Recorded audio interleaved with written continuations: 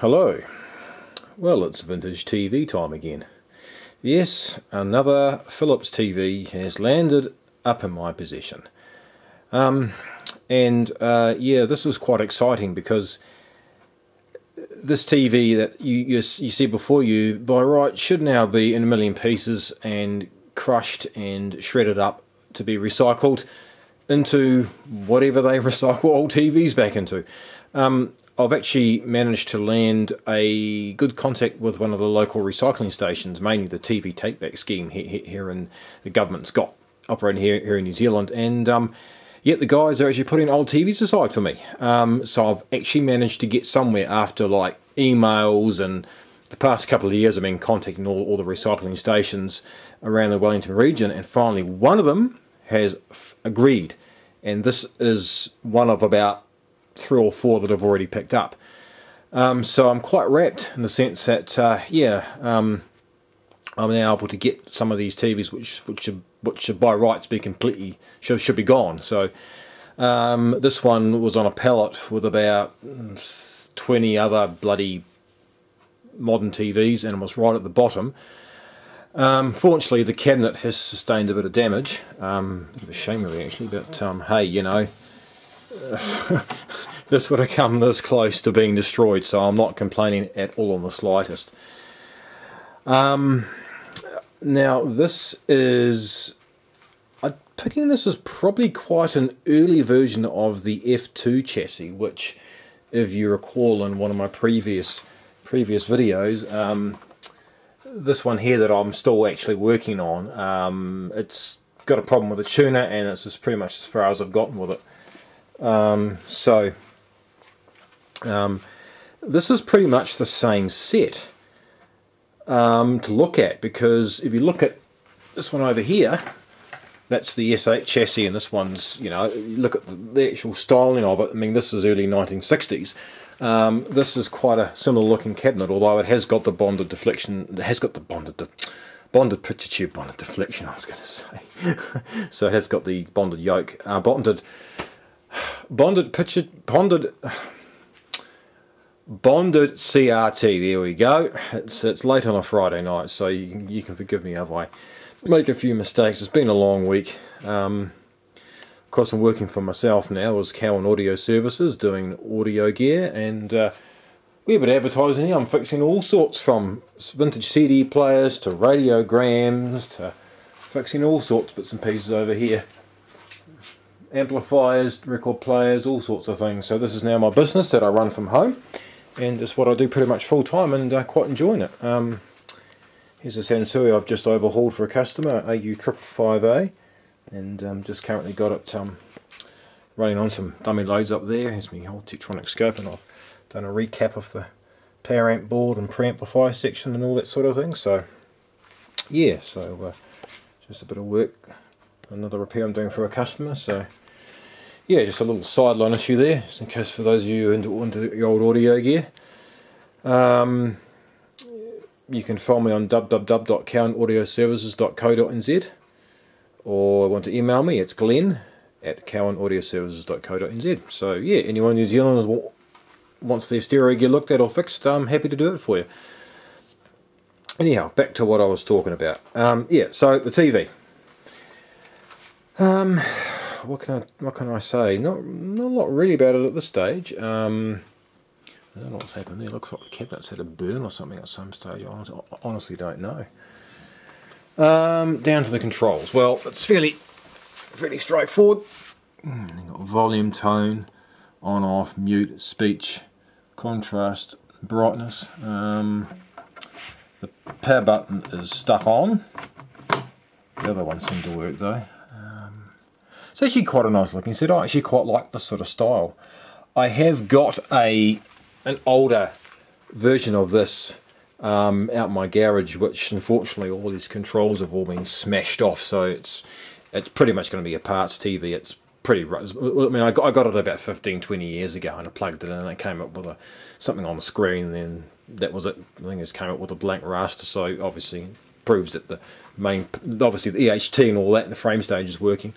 But yeah, it's pretty much spare parts now. It's when it got moved to the front, when it got moved, this got smashed off and the cabinet got knocked around. It was it's just basically a spare parts TV.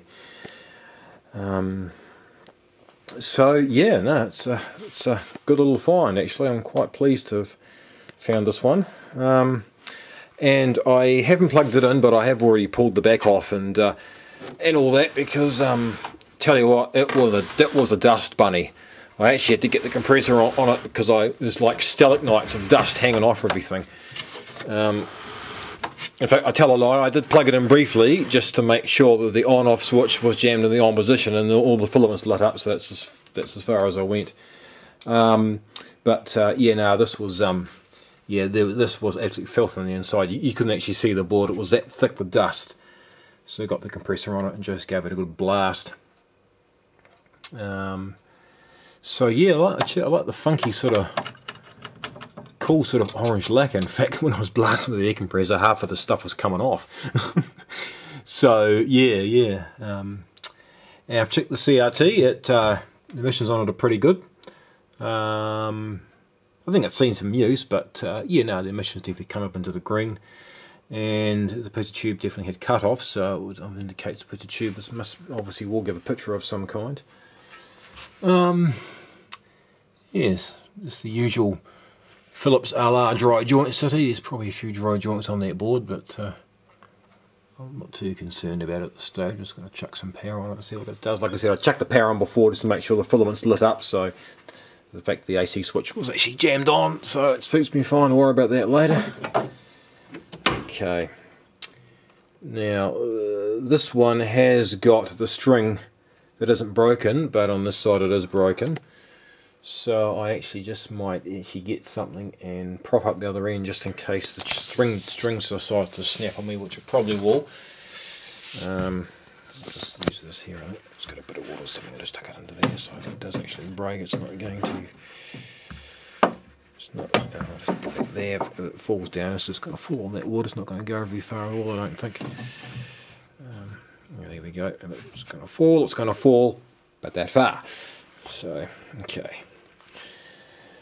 Well, yeah, it's pretty much like the other set, just the good old F2 chassis.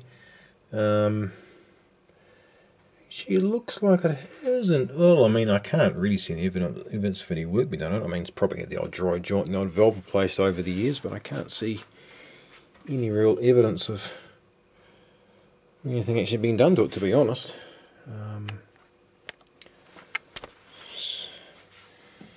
Frame stage down there.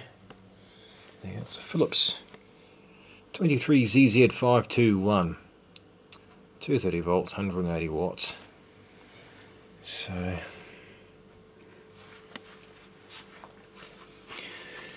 yes, that's pretty much what it's like on the inside. There's your valve layout chart. And there's that cool hard case looking speaker with a magnet on the inside to obviously stop interfering with the picture geometry. There's a tuner down there. So, in fact, it won't surprise you if this thing probably actually works. It won't surprise me as far as a lot of these F2 chassis I've just plugged in and they've actually gone. They've just operated. You know, they seem to have worked okay. Like I said, the biggest failure rate with these were their flyback line output transformers. And I've got a whole box of new old stock ones, or universal ones, which I can fit in, and yeah, no, I guess we'll have a little look-see and see. You can see actually what it does. Yeah, it's quite a neat looking set. Actually, I quite like the cabinet design on it.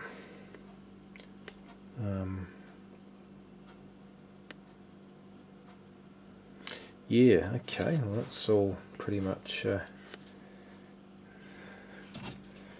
man, there was some dust in this thing, far out. It was absolutely just chock-a-block with dust. It was bloody, you couldn't actually see, you could hardly see the components in there, it was that bad. It was pretty fluffy and furry in here, I have to say, pretty bad.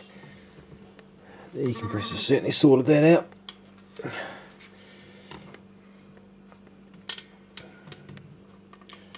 Oh well, I guess without further ado, I'm going to put some power on it and actually see what it does. I'll just spin it around and get it ready to power on.